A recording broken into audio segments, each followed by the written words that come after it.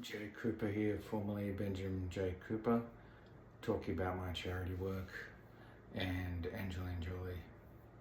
Angeline Jolie and I had met when I was younger, when I began doing acting. I was at South Bank TAFE in Brisbane when I first started doing acting. Also before that period, so I'd been working in security. I'd been doing African charity where I was paying for African farms out there to be built with different Christian organizations where they'd have a farm that could support like 100 people or 1,000 people out there. And also I'd been working on another Christian company that builds water wells in Africa.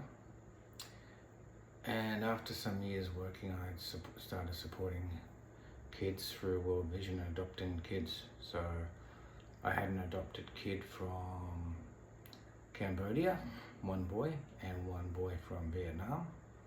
And then I adopted a girl from Ethiopia. So I have those three kids I've adopted, which are now Angeline Jolie's kids that she's taken care of, and Jamal is working on the Wiggles TV show, which I helped to get into that position. Angeline Jolie is now her new mother. So at the time I'd been supporting them for 2 months to over a year and writing some letters so they could have food and go to school after their mums gave them up to an orphanage to World Vision because they couldn't afford to look after them. So I took care of them for quite some time before I either had to move to another state to become a manager for security or go back to university. So when I went back to university, Angeline Jolie took over the kids. Angeline Jolie and I had already had a relationship where I was going to be staying with her in New York to do acting when I was like 19, 20. That was a very good offer. We'd been very close, and I'd also known other people like Brad Pitt, who was doing modeling in New York. So we'd all met each other, or like been known to each other, or I'd introduced other people, or they've introduced myself to other people, and that was basically how things went down there. But my charity work has continued on after that when I made the Arctic Seed Bank with Norway.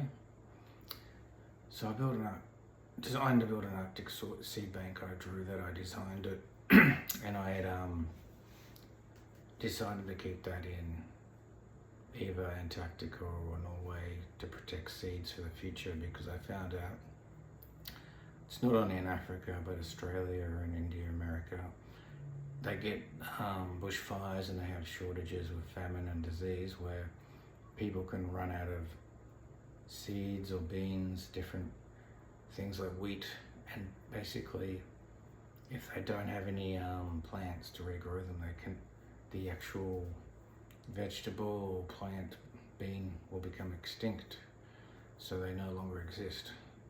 So I'd organised with somebody called Carrie and his friend, who's a scientist, to work on an Arctic seed bank in Norway, and I got the permission in writing of the Norway Prime Minister to have this project being done. But I was at university and writing music and having other things going on, so I did not attend the Arctic seed bank. But Carrie, who's an American scientist and agriculturist, farmer, he attended, as well as some other people I knew from Brisbane, to work on the Arctic Sea Bank. So he worked out there for maybe 8 years, I think. And I helped write a book and write the information for the Arctic Sea Bank, which he won a prize with the government for that, a cash prize, which I suggested that he apply, and he used it to help him live on his farm in America. He has a large farm. So that's very vital to the Arctic Seed Bank. So that's the charity thing that I've done to help run.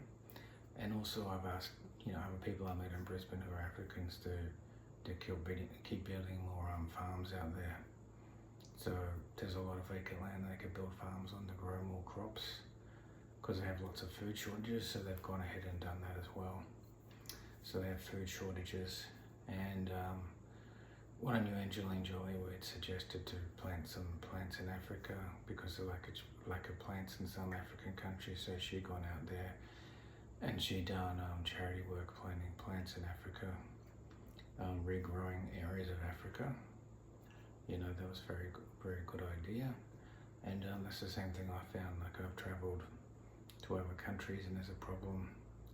Like recently I put some complaints into Malaysia in the last 5 years because they have areas in Malaysia and Kuala Baru where there's no rubbish pickup, and there's rubbish places like natural parks and they just drop rubbish on the ground. So they're starting to have people have garbage trucks now to take them away from the areas that don't have garbage trucks. And I've also had similar complaints in Manila when I went to Manila 3 times and I applied for being a diplomat and I got the second choice. They chose someone else over me, but I was on a short list to be a diplomat for Australia for the Philippines.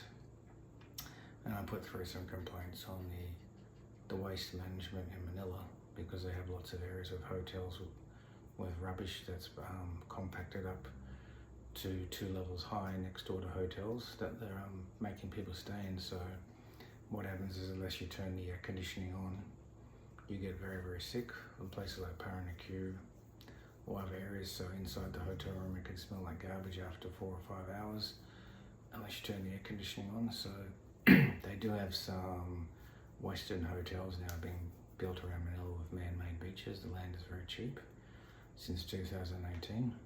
So the place is slowly developing, but it's quite dirty. Other charity work that I've done was in the fitness industry, helping develop the high-priced massage guns and things like this, and the gym equipment, promoting gyms in Australia and working out in Australia when I ran my fitness supplement shop.